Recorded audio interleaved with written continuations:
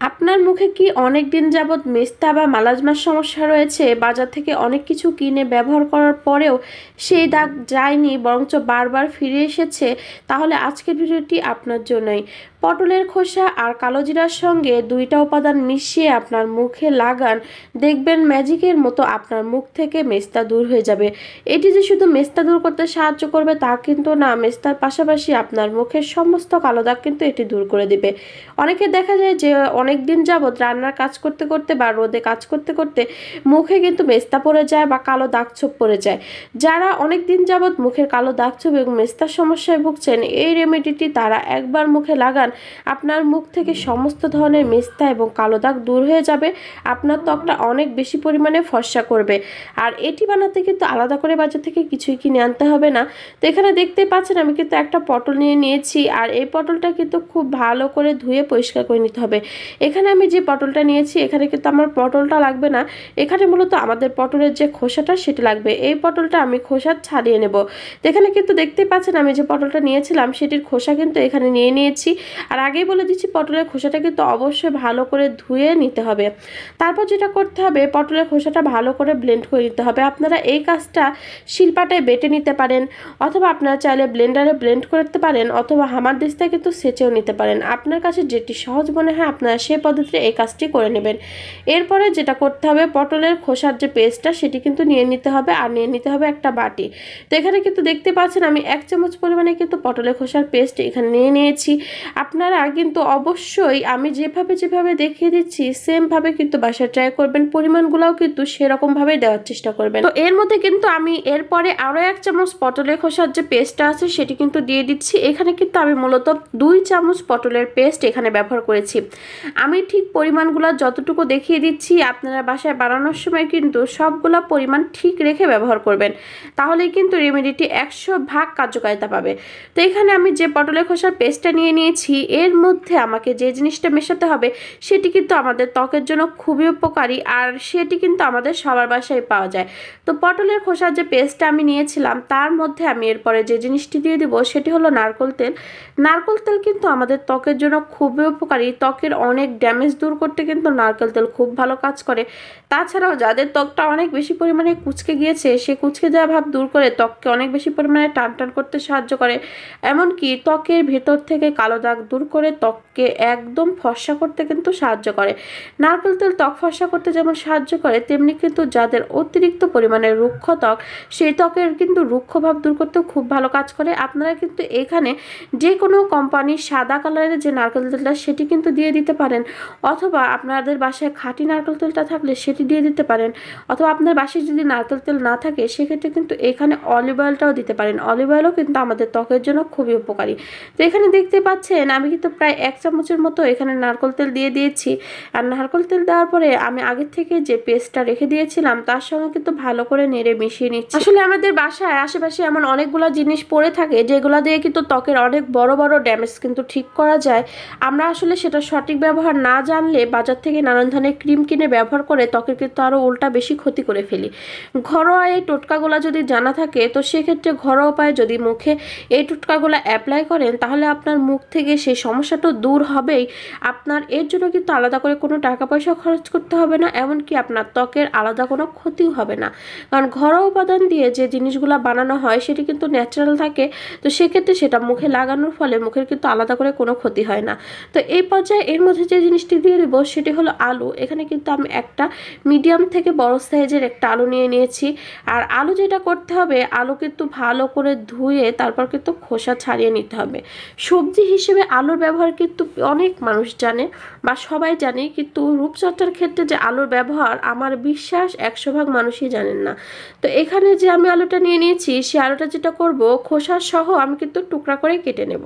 টুকরা করে কেটে নিলে যেটা হবে, অনেক সময় দেখা যায় যে আলুটা যদি আস্ত নেওয়া যায় সেক্ষেত্রে আলুর পেস্ট তৈরি করতে কিন্তু কষ্ট হয়। যদি এভাবে ছোট ছোট করে কেটে নেন তাহলে কিন্তু খুব সহজে আলুর পেস্টটা আপনারা তৈরি করে নিতে পারবেন।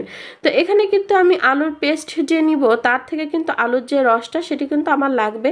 তো এখানে কিন্তু আমি 1 চামচ পরিমাণে আলুর যে রসটা সেটি কিন্তু নিয়ে নিয়েছি। আলুতে অনেক বেশি পরিমাণে ভিটামিন রয়েছে যেটি কিন্তু আমাদের ত্বকের জন্য খুবই উপকারী। আলুর রস যে শুধু মেস্তা দূর করতে সাহায্য করে তা কিন্তু না, মুখের নানান ধরনের দাগ ছোপগুলো দূর করতে কিন্তু সাহায্য করে। করে অনেক সময় দেখা যায় যে ত্বকটা রোদে পুড়ে গেলে সেই রোদে পোড়ার দাগ দূর করতে সাহায্য করে।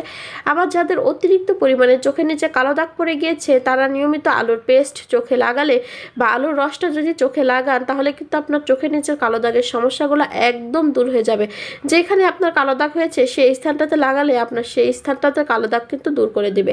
তাছাড়াও যারা অনেক দিন যাবত ত্বকের নানান ধরনের সমস্যায় ভুগছেন তারা নিয়মিত আলুর রস লাগালে সেই সকল সমস্যা দূর করার পাশাপাশি আপনার ত্বকটা কিন্তু অনেক বেশি পরিমাণে ফর্সা করবে। আলু কিন্তু ন্যাচারাল ব্লিচের কাজ করে। এরপরে আমি এর মধ্যে যে জিনিসটি দিয়ে দিব সেটি হলো কালো জিরা। কালো জিরা যেমন আমাদের শরীরের জন্য খুবই উপকারী তেমনি কিন্তু ত্বকের জন্য খুব উপকারী। ত্বকে নানান ধরনের সমস্যা দূর করতে, মেস্তার দাগ দূর করতে কিন্তু কালো জিরা খুব ভালো কাজ করে। তাছাড়াও যারা অনেক দিন যাবত ঠান্ডার সমস্যায় ভুগছেন তারা প্রতিদিন সকালবেলা 1 চামচ মধু এবং কিছুটা পরিমাণে কালো জিরা যদি খান তাহলে আপনার সেই ঠান্ডার সমস্যাটা দূর হয়ে যাবে।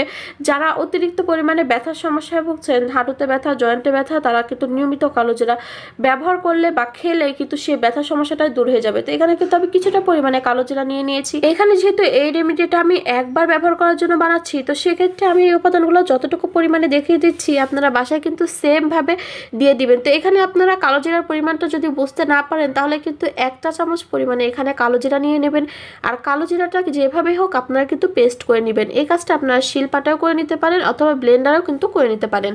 তো এখানে কিন্তু আমি কিছুটা পরিমাণে পানি দিয়ে এখানে কিন্তু আমি কালো জিরাটা পাতলা করে বেটে নিয়েছি। তো এখানে দেখতেই পাচ্ছেন আমি 1 চামচ পরিমাণে কিন্তু যে কালো জিরাটা সেটি কিন্তু নিয়ে নিয়েছি। এবার এই কালো জিরাটা আমি আগে থেকে যে রেমেডিটি তৈরি করে রেখেছিলাম তার সঙ্গে কিন্তু ভালো করে নেড়েচেড়ে মিশিয়ে দিতে হবে। সবগুলো উপাদান কিন্তু ভালো করে মিশিয়ে নেওয়াটা খুবই জরুরি। উপাদানগুলো ভালোভাবে না মিশে গেলে কিন্তু সেই রেমেডিটি 100% কার্যকারিতা পায় না। তো এখানে আমি কিন্তু 1 চামচ দেওয়ার পরে কিছু সময় ভালো করে নেড়ে মিশিয়ে নেওয়ার পরে আমি কিন্তু আর 1 চামচ পরিমাণে এখানে কালো জিরা দিয়ে দিয়েছি। অর্থাৎ আমাদের কিন্তু এই রেমেডিটি বানাতে 2 চামচ পরিমাণে কালো জিরা হলেই হয়ে যাবে। এর বেশি কিন্তু কালো জিরা দেওয়ার এখানে দরকার নেই। তো এখানে কিন্তু আমি 2 চামচ পরিমাণে কালো জিরা দেওয়ার পরে এই উপাদানগুলো আমি ভালো করে মিশিয়ে নিয়ে এই পর্যায়ে কিন্তু এই রেমেডিটি একদম তৈরি হয়ে গিয়েছে। তো এই পর্যায়ে কিন্তু এর ব্যবহার বিধি আমি আপনাদেরকে বলে দেব। এটি আপনারা কখন ব্যবহার করবেন, কিভাবে ব্যবহার করবেন এবং কত সময় আপনার মুখে রেখে দিবেন সব কিছু কিন্তু ডিটেলসে জানতে হলে অবশ্যই ভিডিওটি কিন্তু সম্পূর্ণ দেখতে হবে। কেটে কেটে দেখলে কিন্তু আপনারা এটা কখনোই বুঝতে পারবেন না। তো এখানে আমি যে রেমেডিটি তৈরি করে রেখেছি এটি কিন্তু এখন এটা ব্যবহার করার জন্য উপযোগী হয়ে গিয়েছে।